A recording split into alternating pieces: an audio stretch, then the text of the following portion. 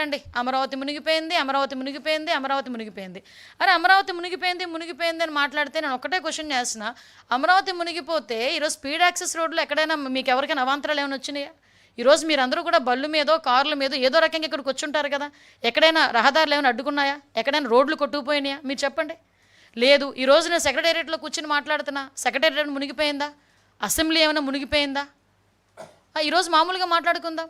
ఈరోజు ఎక్కడ ఇప్పుడు అమరావతి కట్టడాలు కట్టుతున్న సమయంలో పునాది తీసుకునేటప్పుడు కొన్ని నీళ్లు చేరుతాయి.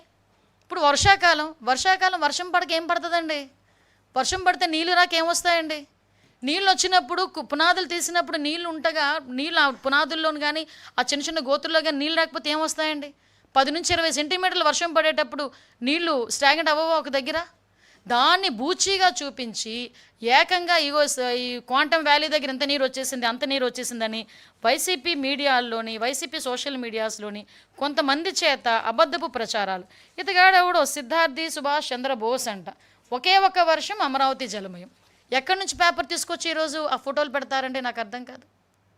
ఈరోజు ఇలాంటివి సోషల్ మీడియాలో వేసి దీని గురించి అమరావతి కోసం 3 రిజర్వాయర్లు ఎందుకు, అమరావతిని ఒక రిజర్వాయర్గా కడితే పోలే, ఈ మూడు పంటల పండనేలా రిజర్వాయర్లు నీళ్లు పుష్కలంగా ఉండాయి కదా. అంటే ఇలాంటి ఒక రకమైన నెగిటివ్ యాంగిల్లో ప్రొజెక్ట్ చేయటం ఇది ఒక్కటే కాదండి, ఇలాగా ఒక మూకుమ్ముడిగా అమరావతి మీద దాడి చేశారు. ఈరోజు అమరావతి అనేసరికి ఒక ఆంధ్రప్రదేశ్ ప్రజల సెంటిమెంట్. ఆ అమరావతి రాజధానిగా ఉండాలని మహిళా రైతులు బయటకు వచ్చి సుమారుగా 5 సంవత్సరాలు పోరాటం చేసిన విషయం మర్చిపోయారా?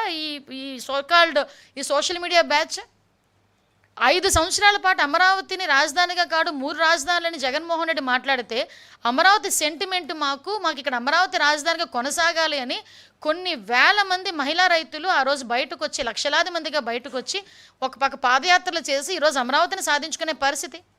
అటువంటి అమరావతి మీద మళ్ళీ బురద జల్లటం. ఈరోజు అమరావతి కట్టడానికి సెంట్రల్ గవర్నమెంట్ కూడా సపోర్ట్ చేసి ఫండ్ తీసుకొచ్చుకొని మనం అన్నీ కూడా అమరావతిలో ప్రతిదీ కూడా నిర్మాణం చేసుకోవాలని చెప్పి ఇటుక పేర్చుకుంటూ ఒకటి ముందుకెళ్తుంటే గౌరవ ముఖ్యమంత్రి గారు ఈరోజు అది చూసి ఓర్వలేక ఈరోజు అమరావతి మీద దుష్ప్రచారం చేయడానికి అమరావతి మునిగిపోతుంది, అమరావతిలో వాటర్ అన్నీ కూడా ఎవడో మాటలు రాస్తాడు, వాళ్ళు పొన్నూరు వైపు మలిచేశారని చెప్పేసి ఒకటి రాస్తాడు. అంటే అమరావతి మునిగిపోకుండా ఉండడానికి ఇంకొక డైవర్ట్ చేశారు. వీళ్ళే ఏదో వచ్చి కాలువలు తవ్వినట్టు, వీళ్ళే సిచ్యువేషన్లో వచ్చి కూర్చొని మాట్లాడినట్టు, అంటే ఏదో పేపరు పెన్ను ఉంది, కీప్యాడ్ ఉంది, మొబైల్ ఉంది, మా నచ్చినట్టు రాసుకుంటామంటే ఎలా అవుతుంది? మేము ఇలాంటి వాళ్ళ మీద కేసు పెట్టకూడదా? ఈరోజు ప్రజల్లో ఒక రకమైన ఆందోళన కలగదా? ఒక రకమైన అలజడి ఉండదా? ఒక రకమైన అభద్రతా భావం క్రియేట్ అవ్వదా? ఈరోజు నేనే చెప్తున్నాను, ఈరోజు మీరందరూ వచ్చున్నారు ఇక్కడికి, మీరందరూ ఎక్కడ కూడా ఏ బోట్లోనే రాలేదు, నీటిలో ఈదుకునే రాలేదు, కనీసం అనకూడదు కానీ మీ ప్యాంటు కూడా చిన్నది కూడా తడిచిన పరిస్థితి కూడా లేదు. ఎక్కడండి మునిగిపోయింది? ఈరోజు సెక్రటేరియట్లో మేము కూర్చొని మాట్లాడుతున్నా, సెక్రటేరియట్ మునిగిపోలేదు, మరి అమరావతి మునిగిపోయింది అని ఇలాంటి ఫేక్ ప్రచారాలు చేసినప్పుడు ఎలాగ ఈరోజు పేపర్లోని గట్ట కొంతమంది రాస్తున్నారు? నేను అందరి మీడియా వాళ్ళ గురించి మాట్లాడలే, స్పెసిఫిక్గా కొంత మీడియా ఏం జరుగుతుందంటే ఒక బురద జల్లే కార్యక్రమం మీదే ఉన్నారు. ఈరోజు మనం చూసుకుంటున్నాం, ఈరోజు రాజకీయంగా వాళ్ళు డైరెక్ట్గా దెబ్బతీసేది లేక రాష్ట్రం తాలూకా బ్రాండ్ని దెబ్బతీసే పరిస్థితుల్లో ఈరోజు కనిపిస్తూ ఉంది. మరొకరు రాస్తారు విజయవాడలో విలయతాండవం చేస్తుంది అంటారు. నేనేమో రీసెంట్గా మొన్న ఒక కలెక్టర్ గారికి నాకు ఏదో పేపర్లో ఒక స్క్రోల్ వస్తే గబగబా కలెక్టర్ గారికి ఫోన్ చేశాను. కలెక్టర్ గారు ఏంటంటే అక్కడ వాగు ఏదో కొంచెం పొంగుతుందట అంటే, లిటరల్లీ మీరు నమ్ముతారా, కలెక్టర్ సాక్షాత్తు ఒక సెల్ఫీ వీడియో రిలీజ్ చేశారు, ఎటువంటి భయాందోళనకు గురి కాకండి అక్కడ ఏమీ జరగట్లేదు అని. మళ్ళీ నెక్స్ట్ డే నేను ఎక్కడ నమ్మనేమోనని అక్కడికి వెళ్ళి ఫోటో తీసి నాకు గూగుల్ మ్యాప్ నుంచి ఫోటో తీసి చూపించిన పరిస్థితి. అంటే ఎంతవరకు ప్రజలను భయాందోళనకు గురి చేయడానికి చేస్తున్నారు. నిన్నగాక మొన్న ఒక మాజీ మంత్రి చేశారు, మీకు గమనించి కామన్ సెన్స్ లేదా? ఎక్కడో జరిగిన రిగ్గింగ్ని తీసుకొచ్చి పులివెందుల్లో రిగ్గింగ్ జరిగిందని చెప్పి సోషల్ మీడియా వేదికగా ట్విట్టర్లో పెడతారు.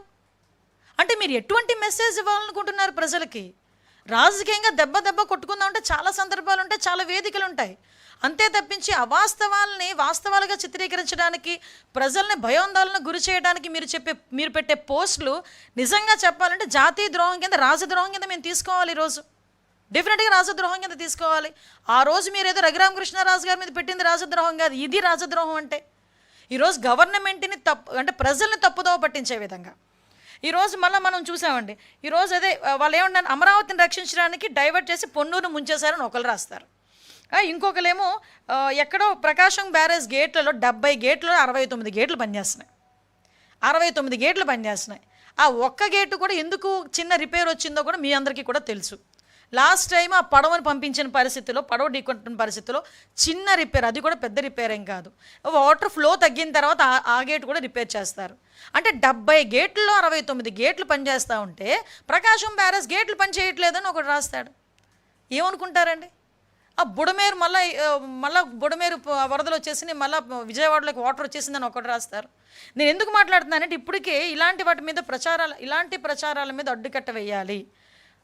గవర్నమెంట్ మీద ఏదైతే వీళ్ళు దుష్ప్రచారాలు చేస్తున్నారో వీటి మీద ఎట్టి పరిస్థితుల్లోని కూడా మేము అడ్డుకట్ట వేయాల్సిన బాధ్యత ఎన్డీఏ కూటమిగా మా మీద డెఫినెట్గా ఉంది. ఎందుకంటే వీళ్ళకి నిజంగా చెప్పాలంటే నేను చాలాసార్లు అంటాను, యాంటీ సోషల్ ఎలిమెంట్ అనాలో యాంటీ కాన్స్టిట్యూషనల్ ఎలిమెంట్ అనాలో తెలియదు జగన్మోహన్ రెడ్డిని. ఎందుకంటే నేను చాలా సందర్భాల్లో మేము ఏదో చెప్తా ఉంటే మీరు ఏమనుకుంటారంటే అస్తమానం ఎందుకు అతని గురించి మాట్లాడుతున్నారని మీరు మాట్లాడతారు. అంటే ఒక జాతీయ జెండాకి, ఒక స్వతంత్ర దినోత్సవానికి కూడా వాల్యూ లేకుండా చేసిన వాళ్ళని ఈ రకంగానే మాట్లాడతారు. ఆయన పందా ఇలాగే ఉంటుంది. ఆయన తాలూకా సొంత పేపర్లో ఇలాంటి రోజుకొక ఫేక్ న్యూస్. మొన్న నేనే మీకు చూపించాను. అక్కడ జనాలు లేకపోతే పాత వీడియో తీసుకొచ్చి ఇప్పుడు జనాలని చెప్పి లైవ్ టెలికాస్ట్ చేసే పరిస్థితి కూడా కనిపించింది. ఇవన్నీ ఒక పక్క వీళ్ళు చేస్తూ ఉంటే ఈ రోజుకి కూడా సోషల్ మీడియాలో మళ్ళీ తిరిగి కించపరిచే పోస్టులు పెట్టడం, ఇవన్నీ నేను ఒకటే మాట్లాడుతున్నానండి.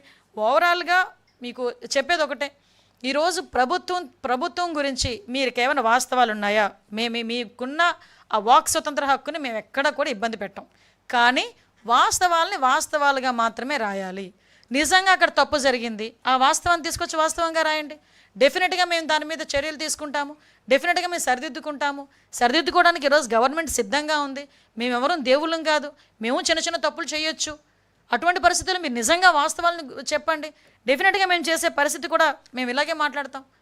అంతే తప్పించి వాస్తవాలుగా చిత్రీకరించడానికి ఒక దండుపాలెం బ్యాచ్ లాగా కొంతమందిని బయటకు తీసుకొచ్చి ఇదే పనిగా సోషల్ మీడియాలో పోస్టులు పెట్టించి, సోషల్ మీడియాలో నోటుకొచ్చినట్టు మాట్లాడించి, తిరిగి మహిళల గురించి కించపరిచేటట్టు మాట్లాడించి, రెచ్చగొట్టే విధంగా మాట్లాడించి, ప్రజల్ని మభ్యపెట్టడానికో అభద్రతా భావానికి గురి చేయడానికో గనక ప్రయత్నం చేస్తే డెఫినెట్గా లీగల్గా మేము యాక్షన్ తీసుకుంటాం.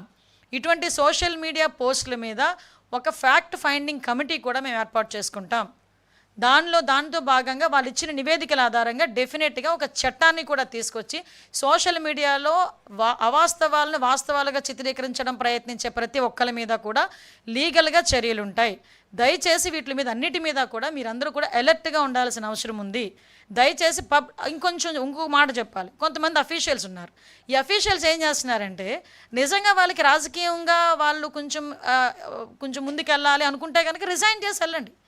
అంతేగాని కొంతమంది గవర్నమెంట్ ఉద్యోగస్తులు కూడా రాజకీయంగా అవాస్తవాల్ని వాస్తవాలుగా చిత్రీకరించే ప్రయత్నంలో సోషల్ మీడియాను వాడుకోవడం కూడా మా దృష్టికి వచ్చింది. అటువంటి వాళ్ళ మీద కూడా కంపల్సరీగా వాళ్ళ మీద ప్రభుత్వపరమైన చర్యలు తీసుకోవడానికి కూడా ఎక్కడ కూడా బ్యాక్ స్టెప్ అయ్యాం.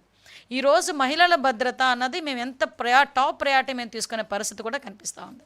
ఈరోజు మహిళల భద్రత విషయంలో కానీ సోషల్ మీడియాలో పెట్టిన పోస్టుల విషయంలో కానీ ఒక కఠినమైన చట్టాన్ని తీసుకురావాలనే ఉద్దేశంతో గౌరవ ముఖ్యమంత్రి గారు దీని మీద చాలా చాలా కటువుగా ఉండే పరిస్థితి. ఇటువంటి విషయాల్లో ఇన్వాల్వ్ అయ్యే ఏ ఒక్కరి మీద కూడా ఎట్టి పరిస్థితుల్లోని క్షమాభిక్ష అనేది ఉండదు అన్న సంగతి ముఖ్యమంత్రి గారు చాలా సందర్భాల్లో చెప్పారు.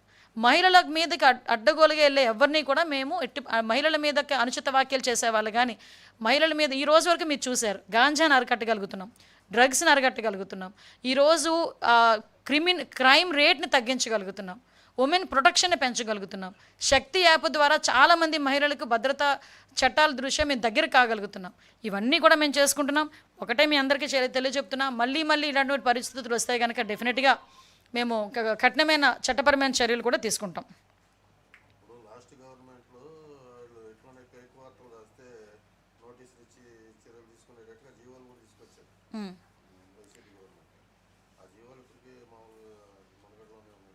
జీవోలు కాదండి సార్, చట్టమే తీసుకొస్తామండి. జీవోని అయితే ఈరోజు మీరు ఉంచొచ్చు, రేపు మేము వేరే వాళ్ళు వచ్చిన తర్వాత జీవో క్యాన్సిల్ చేయొచ్చు. సో జీవోలు కాదండి, చట్టాన్నే తీసుకొస్తున్నాం. చట్టం తీసుకురావడానికి కూడా మేము రెడీగా ఉన్నాం.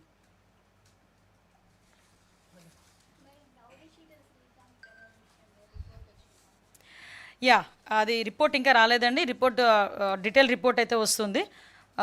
యాక్చువల్